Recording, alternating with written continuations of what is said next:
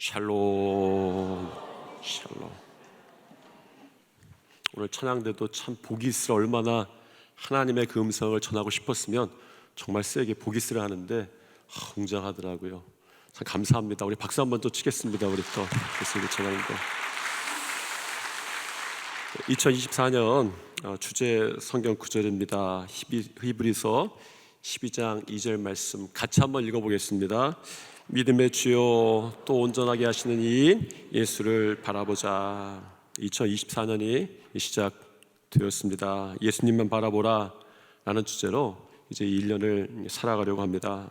예수님만 바라본다는 것이 무엇일까 계속 말씀을 보겠지만 특별히 이번 1월 동안에 5번의 말씀을 거쳐서 좀 더 보려고 합니다. 한 선배 목사님과 함께 자동차를 몰고 먼 길을 간 적이 있었습니다. 길을 잘못 들었습니다. 그 선배 목사님이 저에게 한마디를 하셨습니다. 조 목사, 잘 살려면 평생에 세 여자 말은 잘 들어야 돼. 누구죠? 물었어요. 첫 번째는 어머님 말씀, 두 번째는 아내 말씀, 세 번째는 내비게이션 말씀. 아마 제가 운전을 잘못 인도해서 한 소리 한 거겠죠. 사실은 내비게이션의 인도를 따라가면 무슨 길이든 잘 좋은 길로, 가장 좋은 길로 나오게 되어 있습니다. 사실 출애굽의 여정에 보면 내비게이션이 하나님보다 낫다 이런 생각이 좀 듭니다. 내비게이션은 대개 설정에 따라서 한 3가지 정도 우리에게 선택할 수 있도록 해줍니다. 가장 빠른 길, 가장 저렴한 길, 고속도로가 우선인 길.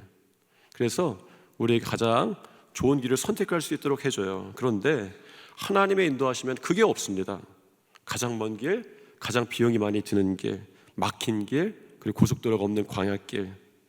그래도 우리에게 믿음이 있어요.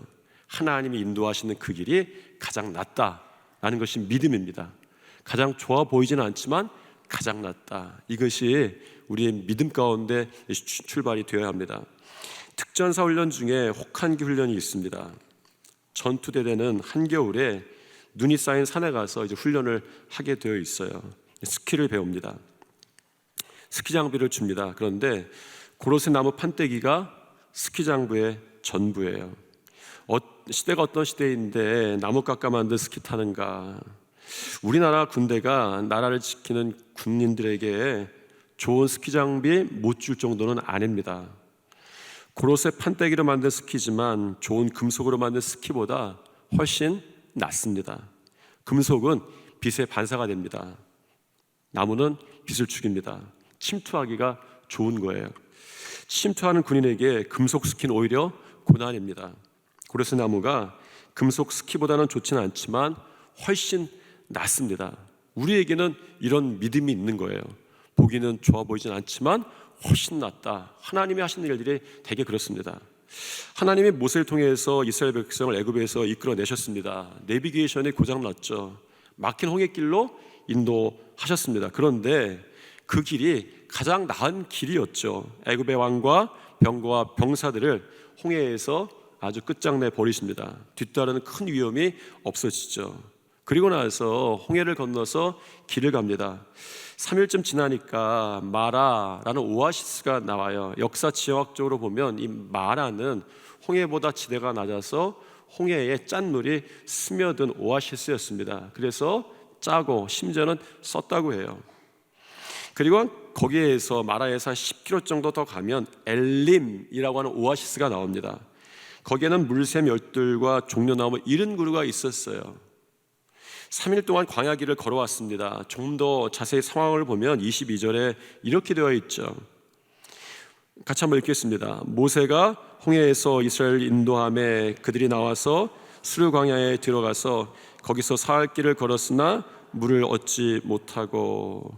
홍해를 건널 때 큰 은혜가 있었습니다. 홍해를 건넌 은혜가 3일 동안 생존한 거예요. 그런데 3일만 생존했습니다. 왜 그렇습니까? 수르 광야를 만났기 때문이었어요. 수르라는 말은 히브리어로 단단한 바위라는 뜻입니다. 그러니까 실제로 술광양은 단단한 바위들이, 그리고 그런 바위들이 많은 황량한 지역이었습니다. 태양을 피할 그늘도 없었고 그 사방에 메마른 돌밖에 없는 거친 광야였습니다. 이스라엘 백성들이 물을 구하지 못하고 3일간 걸어갔습니다. 이런 상황이었습니다. 마라가 좋습니까? 엘림이 좋습니까? 마라를 만나야 합니까? 엘림을 만나야 합니까? 기독교 역사 속에서 마라가 나은가 엘림이 나은가 이런 논쟁은 한 번도 없었어요. 왜냐하면 엘림이 훨씬 낫기 때문입니다. 엘림이 마라보다 10배 낫다, 100배 낫다 이런 이야기가 아닙니다. 먹지 못하는 쓴물 있는 마라와 물이 풍성한 엘림은 누가 나은가 비교조차도 안 되는 거였어요. 마라에 왔을 때 이스라엘 백성들이 원망을 하죠. 사실 원망이 좀 빨리 왔습니다. 사실 3일 동안에 물이 없었던 것은 아니었을 거라고 생각이 됩니다. 왜냐하면 이스라엘 백성들이 애굽을 나올 때에 당시 대부분의 사람들이 그러하듯이 가죽 부대에 그들이 먹을 물을, 여행의 준비를 하고 나왔을 거예요. 그런데 그 이 물이 언제 떨어졌는지 모르겠습니다. 물론 1일차에 떨어졌는지 2일차에 떨어졌는지 3일차에 떨어졌는지는 모르겠어요. 그런데 3일을 길을 가는 동안에 한 가지 분명한 사실은 먹을 물을 못 구한 거예요. 자기들의 떨어져가는 그 가죽 부대를 채울 수 있는 물의 그 샘물을 못 만났습니다. 그런데 크게 원망하죠. 제가 당혹스러운 것이 하나 있습니다. 사실 오늘 본문이 출애굽기 15장 22절부터 시작됩니다. 그러면 그 바로 앞에까지 어떠한 일이 있었는가? 21절까지의 내용이 무엇입니까? 15장 1절부터 21절까지의 내용은 홍해를 건너고 나서 그 은혜가 너무 감격해서 노래를 부른 이야기예요. 하나님께 영광 돌리는 이야기입니다. 모세가 노래를 불러요. 노래 자신이 있었는지 모르겠지만 저는 평소에 모세는 입이 뻣뻣하고 혀가 둔해서 노래를 잘 못한다고 생각했는데 은혜가 너무 감사했나 봐요. 아마 성령이 임재했는지 노래를 부르기 시작합니다. 솔로를 부르죠. 어떻게 불렀는지 모르겠습니다. 그런데 모세의 노래가 나와요. 그 노래를 쭉 부른 다음에 마지막 부분에 이렇게 노래합니다. 여호와여 영원 무궁하도록 다스리시도다 라는 거예요. 애굽에 살았는데 이 홍해의 사건을 경험하니까 애굽의 다스림이 아니라 하나님의 다스림이 너무나도 좋은 거예요. 그래서 하나님께서 영원무궁하게 다스려 주십시오 이런 노래였어요. 근데 이런 노래가 모세만 하고 싶었던 게 아니에요. 이스라엘 백성들이 다 하고 싶었어요. 모세의 누이였던 선지자 미리암이 여인들과 함께 소고치면서 춤추면서 거기에 대해서 답가를 불러요. 화답합니다. 성경에 나오는 최초의 교성, 이쪽에 부르면 이쪽이 답하고 이런 교성이 최초의 교성이 여기 나오죠. 어떻게 부릅니까? 21절에 봤더니 이렇게 노래해요. 너희는 여호와를 찬송하라. 그는 높고 영화로우시며 말과 그 탄자를 바다에 던지셨음이로다 하였더라. 그들에게 근심이 되었던 말과 그 말을 탄 자들을 바다에 던지셨다는 이야기예요. 여러분, 그런데 감사하는 찬양이 있었어요. 그런데 감사와 원망 사이에, 성경의 그 사이에 몇 장 있었던 것이 아닙니다. 단 1절도 안 꼈어요. 감사해서 원망으로 돌아가는데 시간이 흘렀던 것도 아니고 성경이 몇 장 있는 것도 아니고 단 1절도 없어요. 엄청나게 감사했는데 바로 원망합니다. 왜 당혹스러운지 아십니까? 이것이 우리의 모습이라고 성경이 끊임없이 지적하는 거예요. 너희들이 이스라엘 백성이다라는 것이죠. 우리의 감사와 우리의 원망 사이에 단 한 절도 끼어있지 않을 때가 너무 많은 거예요. 너무 변덕스러운 것이죠. 이스라엘의 출애굽 이후에 10번 정도 크게 원망하고 불평했습니다. 첫 번째는 홍해 바다 앞두고 애굽 군대가 따라왔을 때 원망하였어요. 사실은 충분히 원망할 만한 상황입니다. 불평할 만한 상황이죠. 그 두 번째가 바로 마라의 쓴물로 인해서예요. 왜 원망합니까? 마라가 그들을 괴롭혔어요. 마라에 도착해서 그들이 그 물을 발견했을 때 그 물을 들고 마라라고 외쳤어요. 원래 그곳의 이름이 마라였는지 아니면 이스라엘 백성들이 마라라고 외친 이후에 그 이후에 마라라고 불렸는지는 정확히 나오지는 않지만 제가 자료를 좀 찾다 보니까 여기는 원래부터 마라라고 불렸을 확률이 좀 있어요. 왜냐하면 그 근동지방 사람들이 그 오아시스는 쓰다라는 것을 다 알고 있던 거예요. 너무 유명했던 거예요. 쓰다. 그런데 이스라엘 백성들이 이 일을 알고 있었는지는 모르겠지만 여기 도착하고 나서 물을 뜨고 나서 마라라고 하는 거예요. 마라라는 말은 쓰다라는 말입니다. 쓰다라는 뿐만 아니라 쓰리다, 애처롭다, 그리고 괴롭다라는 말이에요.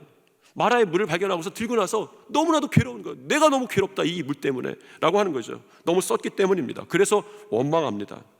모세를 원망했지만 사실은 하나님을 원망했어요. 이스라엘 백성들이 원망하는 것은 당연합니다. 왜 그렇습니까? 그들이 원망한 내용 중에 이렇게 말해요. 무엇을 마실까? 정확히 미래형으로 이 단어를 씁니다. 지금의 목마름의 문제뿐만 아니라 그들의 앞으로의 소망이 끊어진 거예요. 원망하다라는 말은 히브리어로 투털거리다, 웅얼대다, 우리가 다 이해할 수 있는 뜻이 있습니다만 그것만 있지 않고 한 가지가 더 있어요. 밤새도록 머물다라는 그 히브리어 뜻이 있습니다. 원망하다는 뜻에. 그러니까 밤새도록 원망이 그들 사이에 머물러 있던 거예요. 한번 불평하고 원망하고 끝인 것이 아니라 밤새도록 잠자지 못하고 끊임없이 웅얼거리고 투털거리고 집단적으로 밤을 그 원망으로 채워버렸습니다. 근방의 아랍 사람들은 이미 마라의 물이 그 근방 모든 지역에서 가장 나쁜 물이다라는 사실을 알고 있었다는 기록이 있습니다. 그래서 아마 그 마라로 가는 길은 사람들이 다니는 일반적인 길은 아니었을 거예요. 그런데 그 길로 왔습니다. 하나님이 인도하셨기 때문이에요. 사실 이스라엘 백성들은 이 상황을 아주 몰랐을 것 같지는 않습니다. 수르 광야라고도 하고 에담 광야라고도 합니다. 수르는 말씀드렸듯이 히브리어로 단단한 바위라는 뜻이에요. 에담이란 말은 애굽 말로 단단한 바위라는 뜻입니다. 히브리 사람들은 거기를 수르 광야라고 불렀고 애굽 사람들은 에담 광야 이렇게 불렀다는 이야기예요. 무슨 말입니까? 애굽 사람들도 이 광야에 대해서 부르는 이름이 있었다는 거예요. 여러분, 멕시코에 칸쿤 바다가 있어요. 아세요? 모르세요? 모르시죠? 정답은 모르시는 거예요. 2부에는 어떤 분이 압니다 해서 제가 설교하다 당황했어요. 정답은 제가 요청하는 건 모르시는 거예요. 모르는 바다 하나 찾아왔어요. 당연합니다. 너무 멀리 떨어져 있어요. 우리가 그 바다를 부르는 우리의 이름이 없습니다. 따로 있음이 없어. 그 바다를 그냥 칸쿤 바다라고 하는구나. 우리가 상관없기 때문이죠. 그런데 우리의 동쪽에 바다가 하나 있습니다. 우리는 동해라고 부르고 일본은 일본해라고 부릅니다. 우리나라도 일본도 그 바다가 상관이 있는 거예요. 애굽 사람들도 술 광야가 그들의 삶에 맞닿아 있었던 것 같습니다. 그래서 그 광야를 부를 때 저거 에단 광야 이렇게 불렀던 거죠. 이 마라에 대해서 정확히 이스라엘 백성들이 알지는 못했을 수는 있지만 이스라엘 백성들도 수르에 대해서는 개략적으로 짐작했을 거예요. 단단한 바위, 에담이란 말도 단단한 바위 많고 광야다라는 거죠. 그래도 하나님 믿고 따라왔습니다. 그런데 따라오면서 그들의 가진 물부대가 점점 비워져 가지만 소망이 있었을 거예요. 무슨 일이 있겠지라는 것입니다. 그런데 마라에서 이 광야에는 소망이 없다는 게 확인이 된 거예요. 쓴물만 있는 거죠. 원망이 생겼습니다. 그런데 이상한 것은 마라와 엘림이 거의 붙어 있습니다. 몇 킬로라고 했죠? 여러분 설교를 잘 들었나 한번 확인하겠습니다. 10킬로 정도 떨어져 있어요. 사람이 보통 걸으면 2시간 정도 걸어가는 거리고 아마 집단이니까 좀 더 4시간이 걸렸을지 5시간이 걸렸을지 모르지만 사실은 가까운 거리였어요. 그런데 하나님께서 엘림으로 데려가지 않고 마라로 데려오셨어요. 왜 데려오셨는가? 여기서 우리의 믿음의 고백이 필요한 것이 있습니다. 하나님께서 분명히 마라를 낮게 여기셨다라는 거예요. 하나님의 인도하심이 우리에게 낮다라는 믿음이 있는 것입니다. 어떤 길로 가든지 하나님의 계획은 절대 흐트러짐이 없다라는 믿음이죠. 그런데 진짜 이렇게 질문해 볼 수 있어요. 마라가 엘림보다 나은가라는 거죠. 어느 날 19세기 설교자인 영국의 찰스 스펄전이 에 대한 그 글을 제가 읽다가 깜짝 놀랐습니다. 그의 설교 때문입니다. 어느 날 설교를 했는데 설교 제목이 마라가 엘림보다 낫다라는 설교를 했다는 기록이 있는 거예요. 에피소드가 있는 것입니다. 사실은 제가 이 말씀을 준비한 이유도 찰스 스펄전의 그 이야기를 읽고 묵상하고 나도 언젠가 이 말씀을 좀 전해봐야겠다라는 말이었습니다. 설교 안타깝게도 그 기록은 있는데 이 설교문은 찾지 못했어요. 그런데 이상한 거예요. 설교가 이상하죠. 엘림이 마라보다 낫다. 말도 안 되죠. 왜냐하면 엘림만의 축복이 너무나도 큰 거죠. 엘림이 특별합니다. 27절 한번 읽어보겠습니다. 27절. 그들이 엘림에 이르니 거기에 물샘 열둘과 종려나무 70그루가 있는지라. 거기서 그들이 그 곁에 장막을 치니라. 물샘 12이 있는 거, 하나도 아니고 12이 있었고 종려나무도 70그루가 있으면서 그늘이 멋있게 있었습니다. 말하자면 그것은 하나님께서 그들을 위해서 예배해 놓으신 축복의 오아시스였어요. 당연히 쓴물의 마라가 엘림보다 나을 이유가 전혀 없습니다. 사실 스펄전 목사님도 한 번도 그렇게 생각해 본 적이 없던 것 같아요. 이 스펄전 목사님이 어느 날 이 설교를 했던 이유가 있습니다. 그 설교를 하기 직전에 스펄전 목사님이 말에서 떨어져서 몹시 아프고 아주 괴로운 상황이었어요. 아마 말에서 떨어졌으니까 그 상처가, 그 다친 것이 좀 중했겠죠. 그때 잘 아는 그리스도인이 그를 찾아와서 말하기 시작합니다. 거기 이제 그리스도인이라고 했는데 제가 보기엔 성도였던 것 같아요. 잘 아는 성도가 그를 찾아와서 이야기했습니다. 목사님, 이제 마라에 오셨군요. 그랬더니 스펄전 목사님이 예, 물맛이 참 씁니다, 이렇게 대답했어요. 참 멋있죠. 제가 이걸 보면서 참 멋있다 생각했어요. 성도도 무언가 얘기하는데 성경을 인용해서 목사님, 이제 마라에 오셨군요. 그 목사님도 그 성도에 대해서 예, 물맛이 참 씁니다. 참 멋있어요. 근데 여러분 저한테 그렇게 말씀하지 마세요. 제가 순간적으로 성경의 이야기를 잊어버리면 저기 큰일 납니다. 무슨 얘기를 이해 못하면 안 되잖아요. 그런데 이 정말 멋있는 교인과 성도와 멋있는 목사님이에요. 그런데 이 그리스도인이 스펄전 목사님에게 이렇게 말하는 거예요. 목사님, 마라가 엘림보다 훨씬 더 낫습니다 라고 이야기하는 거예요. 여러분, 사실 어떤 상황이든 이렇게 이야기하는 것이 쉽지 않은 거예요. 가난합니다 그랬더니 가난이 훨씬 낫습니다. 고난당합니다. 고난이 훨씬 낫습니다. 대학에 못 들어갔습니다. 대학에 못 들어간 것이 훨씬 낫습니다. 아픕니다. 아픈 게 훨씬 낫습니다. 이렇게 말하는 거랑 똑같은 거예요. 스펄전 목사님에게. 여러분, 누가 이런 류의 대화를 시작한다면 여러분 어떻겠습니까? 함부로 할 이야기는 아니죠. 성도가 스펄전 목사님이 아픈 데 와서 그런 이야기를 하는 거예요. 목사님, 마라가 엘림보다 낫습니다. 스펄전도 당황했을 것 같아요. 아픈 사람에게 참 아팠어요. 아픈 게 낫습니다, 이렇게 이야기하는 거잖아요. 그 그리스도인이, 그 성도가 이렇게 이야기를 합니다. 엘림에는 물이 있고 열매들이 있지만 물을 마시고 열매들을 먹고 나면 그것으로 끝이지 않습니까? 그러나 마라에서는 하나님께서 법도와 율례를 주셨습니다. 이 법도와 율례는 영원히 계속되는 것입니다. 이렇게 스펄전 목사님한테 이야기한 거예요. 이 말에 스펄전 목사님이 너무 감동을 받아서 어느 날 그가 목회하던 태브네클 처치의 성도들에게 마라가 엘림보다 낫습니다, 이 설교를 했던 거예요. 참 아쉬운 것은 아무리 찾아봐도 이 설교문은 구할 수 없었어요. 저도 이 에피소드를 읽고 나서 이 마라와 엘림의 이야기를 묵상하면서 언제 우리 성도들에게 이 말씀을 좀 나눠봐야겠다 그랬던 말씀이었습니다. 여러분, 진짜 그렇습니다. 우리는 마라를 고난이라고 생각하고 엘림을 축복이다 이렇게 생각하죠. 그런데 보십시오. 하나님의 말씀은 마라에 있었어요. 마라와 엘림은 10km밖에 차이가 안 나고 2시간 거리입니다. 사실 엘림이 가까이 있으면 하나님께서 마라를 주실 필요가 없어요. 그런데 마라를 먼저 경험하게 하신 이유가 무엇인가? 엘림보다 마라가 우리의 신앙의 여정에서 중요하기 때문이죠. 본문을 보면 마라에 대한 기록은 23절부터 26절까지 기록되어 있습니다. 걸쳐 있어요. 거기에 비해서 엘림에 대한 것은 단 한 절밖에 나오지 않습니다. 하나님은 마라를 통해서 말씀하셨던 거예요.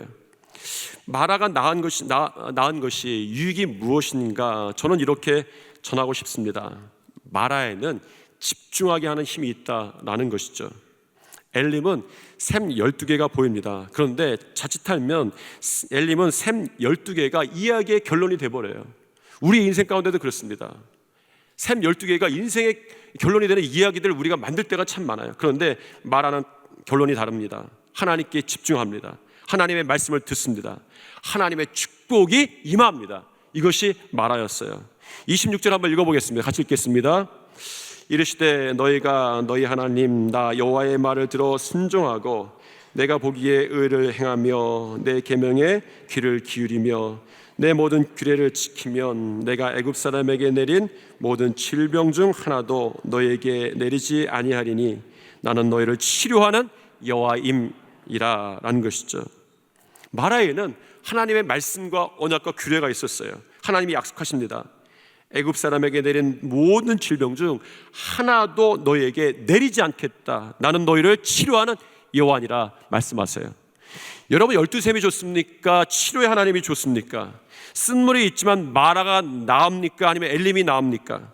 엘림이 나쁘다는 것은 아닙니다. 그런데 우리의 인생의 결론이 샘 열둘과 종려나무의 무성함이 아닙니다. 시편 119편의 기자가 그래서 우리들에게 이렇게 고백하죠.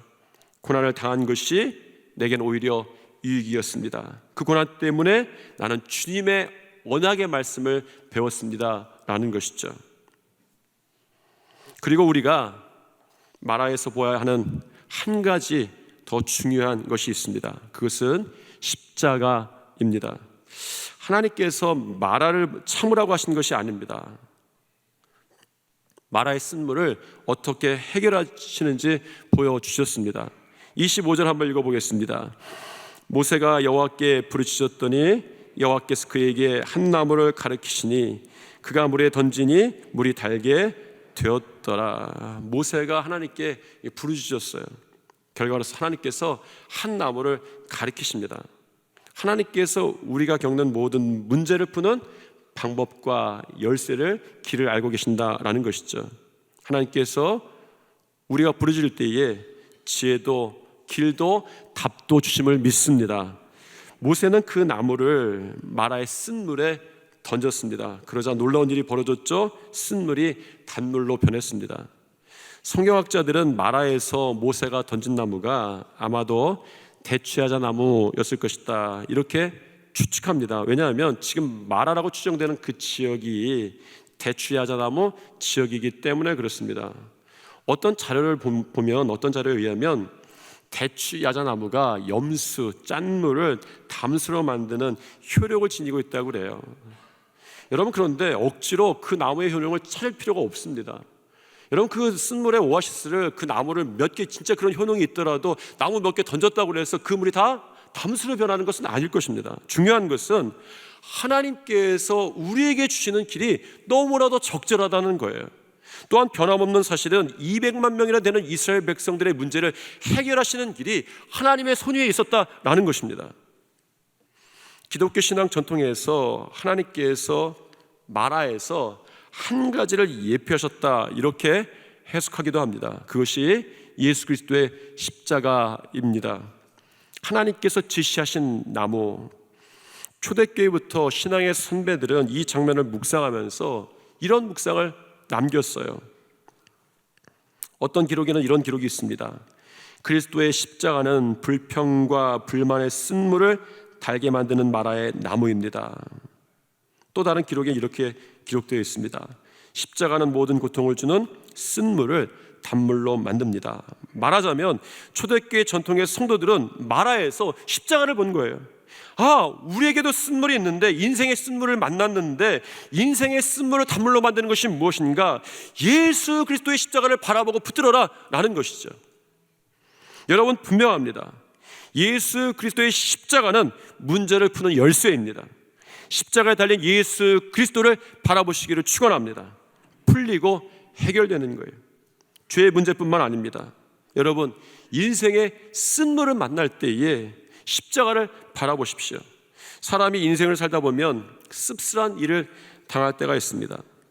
독을 마시는 것처럼 괴로운 일을 당할 때도 있죠. 답답할 때도 있습니다. 일어설 힘조차 없어서 낙심될 때도 있습니다. 오염된 삶의 자리가 우리들에게 있을 때가 있어요. 그 인생의 쓴물이 어떻게 바뀌는가? 한 가지죠. 십자가입니다. 쓴물이 단물이 되는 인생이 되시기를 축원합니다. 너무 쉬운 거예요. 이게 되는 거예요. 이것이 십자가라고 말하는 거예요. 초대교회부터 우리 교부들과 우리 신앙의 선배들은 그들의 인생의 쓴물을 만났을 때, 인생의 물이 오염되었을 때마다 십자가를 바라보라 외쳤습니다. 중요한 것은 마라를 만났을 때는 물론 언제 어디서나 내가 십자가를 꼭 붙잡고 사는 것입니다. 2024년 주제 성경 구절이 있죠. 히브리서 12장 2절 말씀인데 다시 한번 읽어보겠습니다. 믿음의 주요 또 온전하게 하신 이인 예수를 바라보자. 저도 인간입니다. 표를 오래전부터 기도 가운데 정해놓았지만 겁났어요. 예수님만 바라보라, 예수님을 바라보라 라고 정할 걸, 그런 생각도 들었습니다. 그런데 분명합니다. 집중은 승리의 공식입니다. 힘은 집중에서 나옵니다. 예수 그리스도를 바라보고 십자가를 바라볼 때에 그 능력이, 그 힘이 일어나는 2024년이 될 줄 믿습니다. 한번 우리 옆에 분과 한번 인사하겠습니다. 십자가를 붙드십시오. 한 번 더 인사하겠습니다. 예수님만 바라봅시다. 마라의 쓴물을 단물로 바꾸시는 예수 그리스도의 십자가를 붙들고 예수님만 바라보는 한 해가 되시기를 축원합니다. 기도하시겠습니다. 주님, 2024년이 시작되었습니다. 마라의 쓴물을 단물로 바꾸시는 십자가의 은혜의 해가 되기를 소망합니다. 예수 그리스도를 바라봄으로 능력의 해가 되게 하시옵소서. 예수님 이름으로 기도드립니다. 아멘.